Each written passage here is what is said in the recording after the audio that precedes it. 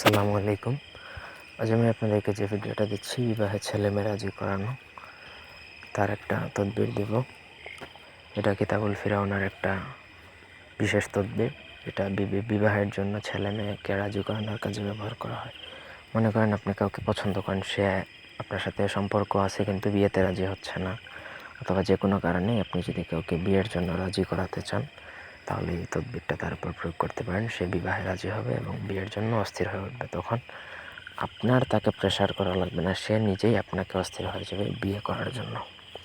পুরো ভিডিওটা সবাই না টেনে শেষ পর্যন্ত দেখবেন। আমার চ্যানেলটা সাবস্ক্রাইব করবেন, লাইক কমেন্ট শেয়ার করবেন। ব্যক্তিগত যে কোনো প্রয়োজন বা যে কোনো কাজের জন্য স্ক্রিনে দেওয়া নাম্বারে সরাসরি ফোনে বা হোয়াটসঅ্যাপে যোগাযোগ করে যে কোনো কাজ করাতে পারবেন, দেশে বা দেশের বাইরে থেকে।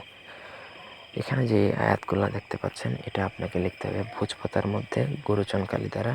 গুরুচন কালির সাথে আপনাকে কেশরের কালি মিশিয়ে 2টা কালি একত্রে কালি বানিয়ে তারপরে আপনাকে লিখতে হবে। তারপর এটা প্রয়োগের জন্য আর কি সুইটেবল হবে।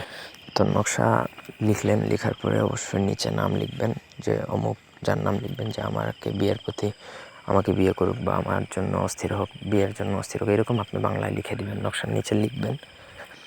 লেখার পরে মোটামুটি নকশাটা রেডি হয়ে যাবে। রেডি হওয়ার পরে আপনাকে শুক্রবার দিন হয় যে রাতটা হবে, সেই রাতে আপনাকে একানির জন্য বের হয় এটা নদীর পাড়ে একা যাবেন, যে ওটা নদীর পাড়ে দাফন করে চলে আসতে হবে। ব্যাস, আর কিচ্ছু করতে হবে না। এমনভাবে দাফন করবেন যেন ওটা মাটির নিচ থেকে বেরিয়ে না আসে। বেরিয়ে গেলে কিন্তু আপনার কাজ হবে না। অন্ততপক্ষে 41 দিন যেন নদীর পাড়ে মাটির নিচে থাকে, ওইভাবে আপনি পুঁতবেন। ব্যাস, আপনার কাজ শেষ। 1 সপ্তাহের মধ্যে আপনার কাজ হয়ে যাবে, সে রাজি হবে। তারপর আপনি যখন তখন তাকে বিয়ে করে ফেলবেন। তবে বেটার হয় বিয়ের জন্য রাজি হলে খুব দ্রুত তাকে বিয়ে করে ফেলা। তো এই ছিল আজকের ভিডিও। ধন্যবাদ।